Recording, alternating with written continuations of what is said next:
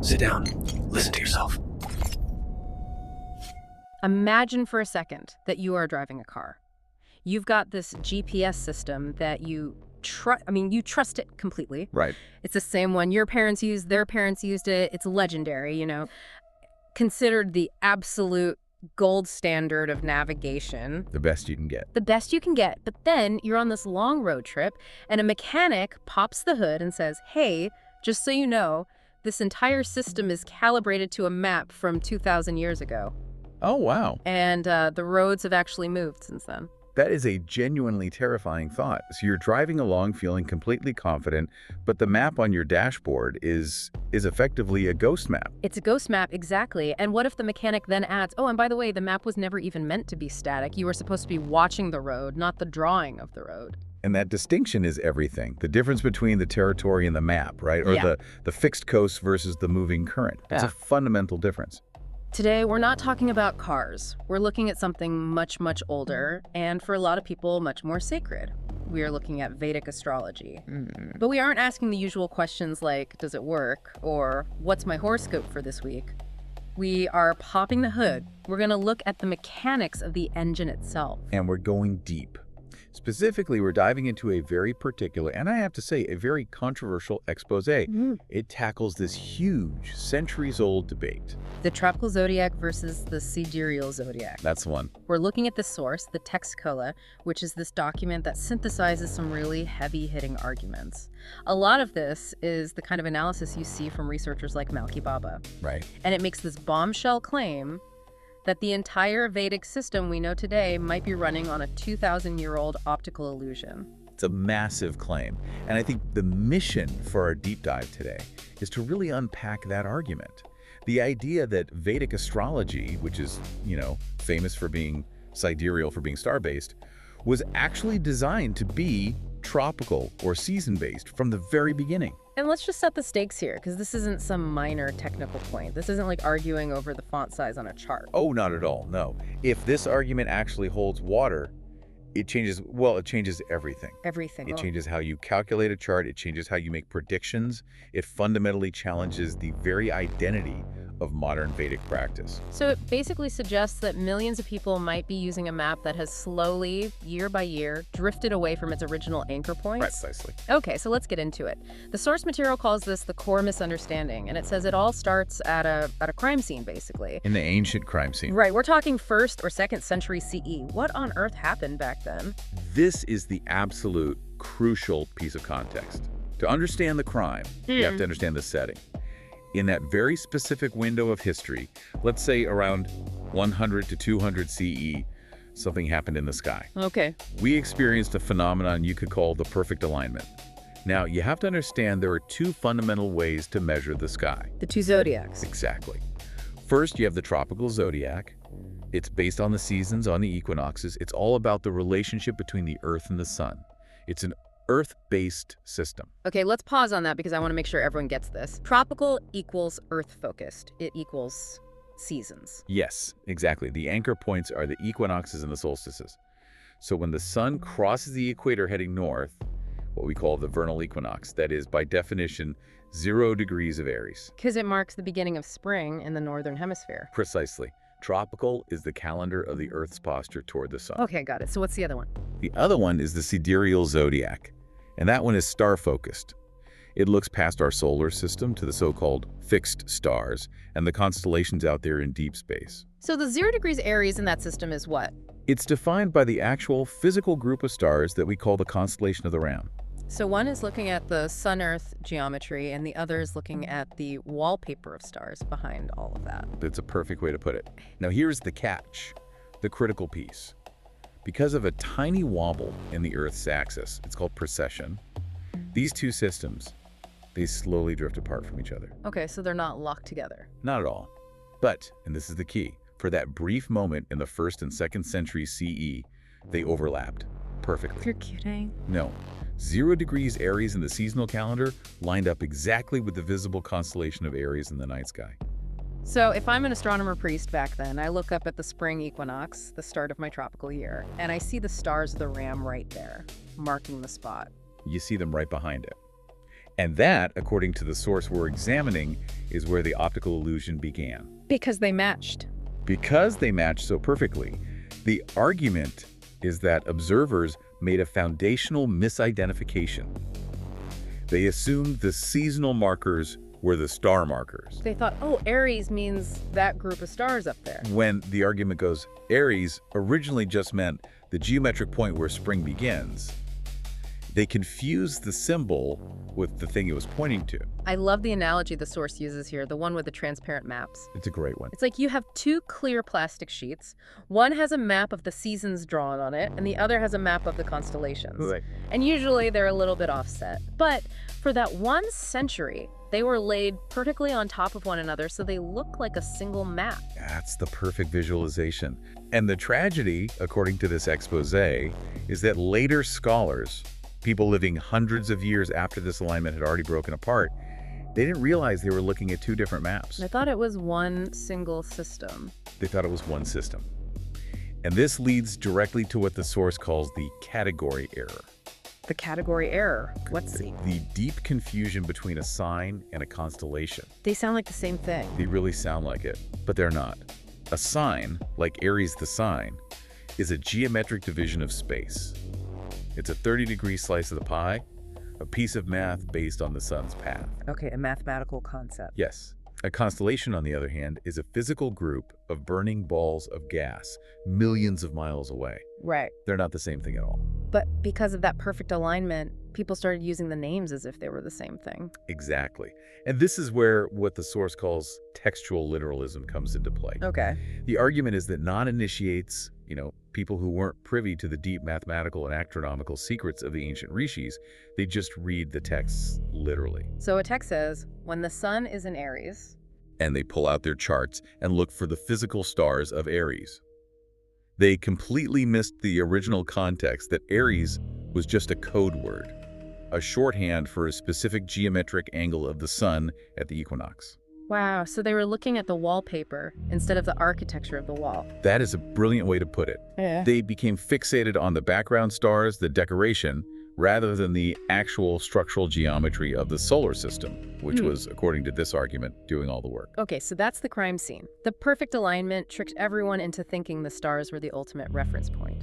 But the source material, it doesn't just stop there. It doesn't just say, whoops. No, it brings receipts. It provides evidence. It claims that if you actually look at the tools inside Vedic astrology, the core mechanics, they all scream tropical. Correct. The exposé's core argument is that the engine of Vedic astrology is and always has been tropical. The paint job might be sidereal, but the engine is tropical. So what's the first big piece of evidence? The first one is what it calls sun-moon cycle primacy. Okay, that sounds technical. This involves the Vimshatari dasha and the nakshatras, right? That's right. And for those listening who aren't professional astrologers, you just have to know the dasha system is absolutely massive in Vedic astrology. It's the predictive timeline. It's how they forecast things. It is the backbone of all prediction. It tells you which planet is ruling your life at any given moment. And the source makes a really fascinating point here. Which is? It says these systems, the dashas and the nakshatras, they aren't actually star-based techniques at all. They are lunar cycle calculations. Wait, hold on. Nakshatras are always called star clusters or lunar mansions. I mean, the word star is right there. How can they not be star-based? This is the big aha moment in the text. The source, and this really echoes that reconstructionist view you see from people like Malki Baba, argues that nakshatras are not about the stars themselves. So what are they about? They're about defining the moon's relationship to the sun. They're measuring time. It's a clock. And that clock is calibrated from equinox to equinox. So the divisions that make up the nakshatras are created by the sun's path relative to us here on Earth. Yes. They are inherently tropical markers. They are bound to the geometry of the Earth-Sun system, not to the stars in the background. The stars are just, the backdrop. The measurement itself is solar-lunar. Okay, let me try an analogy. It's like if you have a clock on your wall and the little number 12 sticker falls off. Right. The position of 12 is still at the top of the clock face. It's defined by the internal mechanism of the clock, not by the sticker you put on it. That's a fantastic analogy. The sticker is the star name, but the mechanism is the sun-earth-moon geometry. That is a heavy pivot. It's like finding out your stopwatch isn't counting seconds, it's counting your heartbeats. The whole mechanism is internal to the system, not based on something external like the stars. And that leads us straight into the second major argument from the source, which is all about the seasonal qualities of the signs. Right. So in astrology, signs get classified. You have movable signs, fixed signs, and dual signs. Aries is movable, Taurus is fixed, Gemini is dual. I've always just memorized those as a list of attributes. But the source asks you to stop and ask why. Why is Aries movable? Or, sometimes it's called cardinal. I have no idea. The source argues it has absolutely nothing to do with the shape of the constellation. The ram up in the sky doesn't look particularly movable. No, it really doesn't. It just looks like a crooked line, honestly. Exactly. The classification comes from solar geometry. From the sun. Yes. Aries is the start of spring. It's the vernal equinox. What is the sun doing? It's moving decisively across the celestial equator. It's active. It's initiating a new season. That is why it's movable. Oh. And then Cancer is the summer solstice. The sun appears to stop rising in the sky and turn back south. These definitions, movable, fixed, dual, they correspond directly to the sun's motion and position at the solstices and equinoxes. So if the very definition of the sign, its core quality, depends on what the sun is doing at the equinox, then the system is, by definition, tropical. You simply cannot disconnect the meaning of the sign from the behavior of the seasons. If you try to base it on the stars, the word movable makes absolutely no sense. The stars don't move like that. The sun does. That's argument number 2. The definitions are seasonal.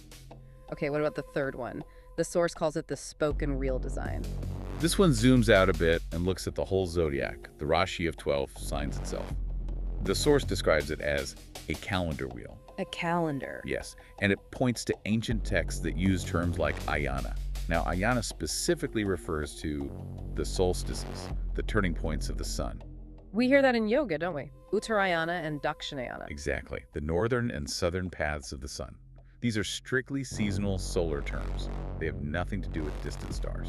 So the argument is that the zodiac wheel is anchored to these seasonal turning points. Precisely. The source points out that when an ancient text says something like the sun enters Cancer, they are not giving you instructions to pull out a telescope and look for a star cluster. What are they doing then? They're marking a calendar date. They're simply saying the sun has now reached the summer solstice. So it was a calendar marker, not an astronomical observation of a constellation. It was a seasonal coordinate, reinterpreting sun enters Cancer as a literal stellar observation. That, the source argues, is the fundamental mistake. Yeah, okay, so we have this picture being painted by the source. A system built on sun-moon geometry, on seasonal qualities, and on these calendar turning points. I mean, that sounds incredibly robust and self-contained. It does. But we know that today, Vedic astrology is almost exclusively sidereal. It uses the stars. So if the system was drifting, how do they fix it? That is the million-dollar question. And this is where we get into section 3 of the Exposé, the institutionalized error. Because the stars and the seasons are drifting apart, right? Sooner or later, your map doesn't match the territory. So what do? You invent a patch, a software update, if you will. And that patch is called the Ayanamsa. The Ayanamsa, right. I've seen that word on chart calculators online. It's always a drop-down menu with a bunch of options. It is indeed. And Ayanamsa literally means something like part of the movement. It is the mathematical value that represents the difference, the gap, between the tropical zodiac and the sidereal zodiac at any given time. So it's a correction factor. It's basically a subtraction. You take the tropical position of a planet, you subtract the Ayanamsa value, and voila, you have the sidereal position. It's a fix, a workaround. To fix. But here is the problem that the Exposé highlights, and it's a pretty damning one. Go on. If this were a precise science based on the objective reality of the stars, wouldn't there just be one Ayanamsa? You would absolutely think so. I mean, either the star is there or it isn't. The gap should be a measurable fact. But there isn't one. There are over 20 different Ayanamsa systems. Okay, wait, hold on, 20? Over 20. You've got Lahiri, Raman, KP, Fagan Bradley, the list goes on and on. So if I go to an astrologer who uses the Lahiri system, and then I go to another one who uses the Raman system, I could get a different chart. Yes. Not just could, you likely will. Your moon could be in a completely different nakshatra. Your ascendant, the most important point in your chart, could change signs entirely. And the predictions would change. The predictions for your career, your marriage, your health, they could all change dramatically based on which patch the astrologer happens to prefer. And the source we're looking at argues that this is a definitive sign of a broken system. That's what it calls the 20 systems problem. The argument is that this fragmentation, this complete lack of consensus, proves that the sidereal lock is artificial. It shows we're trying to force a connection that doesn't naturally exist anymore. Let's talk about the big one, though, the Lahiri Ayanamsa. That's the one that's officially standardized in India, right? It is, yeah. It's the government standard. But even that, the source claims, is deeply problematic. It focuses on the fact that the Lahiri standard is, in its words, arbitrarily fixed to one specific star. Which star? A star called Spica, or Chitra, in Sanskrit.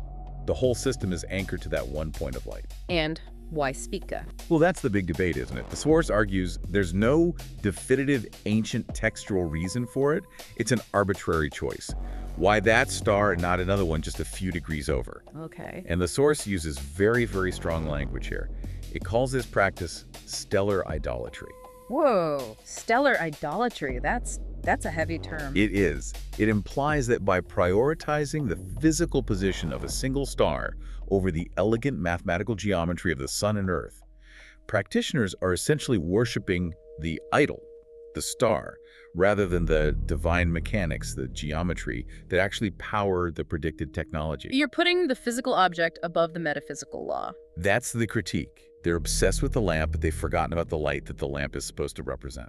And this all leads to what the source calls modern chaos and, my favorite phrase so far, conceptual schizophrenia. I love that phrase. It feels like we're entering the part of the movie where the robot starts to malfunction because of contradictory programming. Yes. So how does the schizophrenia show up? In a way, yes, that's a good way to see it. The source argues that because of this fundamental mix-up, modern Vedic astrology is just riddled with internal contradictions. The biggest one it points to is the nakshatra contradiction. Okay, give me an example. Let's take Ashwini. So the very first nakshatra, right at the beginning of the zodiac, its symbol is the horse. Right. Horses. I think of speed, power, energy. Exactly. Specifically, the traditional meaning is spring's swift energy. It's the beginning of the life cycle. It represents that explosive burst of new life emerging from the cold of winter. Okay, that makes sense. Spring energy. But that is a tropical meaning. Huh. It is intrinsically tied to the season of spring. Right. But because of precession, because of the sidereal shift over 2,000 years, the actual stars of the Ashwini constellation are no longer at the start of spring. They've drifted almost a full sign away. Oh, I see where this is going. So if you use the sidereal position, you're looking at a part of the sky that, seasonally speaking, is happening weeks later, but you are still interpreting it using the meaning spring swift energy. So you're using a map that points to location B, but you're reading the tourist guide for location A. That's exactly it. The conflict is this. You're using a sidereal position, the stars, but you're keeping the tropical meaning, spring and the horse. You create a contradiction. The stars have shifted, but the meaning, which was tied to the original seasonal spot, didn't shift with them. You're applying a meaning from 2,000 years ago to a star position that has moved on. And this just bleeds everywhere, especially into the dasha system. The predictive system. Right. The source calls this dasha system dysfunction. If you calculate your planetary periods using these sidereal nakshatras, which are arguably in the wrong place, season-wise, but then you interpret the results using the sign meanings, which are tropical. You're mixing incompatible coordinate systems. You are. It's like trying to navigate London using a map of New York. The source says this just generates contradictory predictions that confuse both the astrologer and the client. You end up with total noise. Okay, there's one more argument in this section on modern chaos that I found. I mean, it feels really hard to argue against. The Southern Hemisphere absurdity. This is the logic bomb. Yeah, it really is. So, we all know the seasons are reversed in the Southern Hemisphere. When it's summer here in New York, it's winter down in Sydney. Correct. Now, if the astrological meanings were truly based on the stars, if Aries truly meant the universal energy of the Aries constellation, then that energy should be the same whether you're in New York or Sydney. Yeah. The stars don't change just because you're on a different part of the Earth. Right. The stars are the stars. End of story. But the meanings don't work in the South. In traditional Vedic and Western astrology, Aries is spring, new life, the birth of the lamb. Right. New beginnings. But in the Southern Hemisphere, when the sun is moving through the part of the sky we call Aries, it is autumn. It's the time of falling leaves, of harvest, of things dying back and preparing for winter. So Aries equals spring is a strictly Northern Hemisphere concept. Precisely. It proves, the source argues, that the meaning was derived from the Northern Hemisphere's seasons, a tropical framework, and not from some universal star pattern. If it were truly stellar, it would be universal. It isn't. Therefore, the conclusion is the system has to be inherently tropical. That is. Wow. That's pretty condemning evidence for this tropical kernel theory. It suggests that the internal consistency of the entire system just breaks down unless you view it through a tropical lens. So where does all of this leave us? We've got a diagnosis from the source. It claims that most Vedic astrologers today are unknowingly using a tropical kernel inside a sidereal shell. That is the summary diagnosis, yes. And it recaps how we got here with what it calls the 3 pillars of error. Okay, let's run through those quickly just to tie it all together. First, textual literalism. That's confusing the names of the signs for the names of the constellations, mistaking the map for the territory. Second, cultural inertia. Just doing it this way because we've always done it this way, or at least for the last 1800 years or so. Accepting old errors as sacred doctrine. And third, commercial standardization. This one is very modern. That's the software, the books, the apps. The fact that you can buy a program that calculates a sidereal chart to the 10th decimal place gives this powerful illusion of precision. But as the source says, you can be precisely wrong. Exactly. So what is the proposed solution here? Does the source just want everyone to quit astrology? No, actually quite the opposite. The source, and again, this aligns with the views of these Reconstructionist researchers, suggests the solution is to stop fighting over which Ayanamsa is the right one. Stop trying to patch the flat tire. And do what instead? Abandon the sidereal shell entirely. Just let it go. And embrace the original geometric tropical foundation. Go back to the original mechanism, the equinoxes and the solstices as the true anchor points. And the argument is that this would return Vedic astrology to its original power and consistency. That's the claim. Now, we have to be fair. This is a deep dive. We look at the whole picture. The source itself notes that this is a minority view. Oh, it's a very controversial, very small minority view.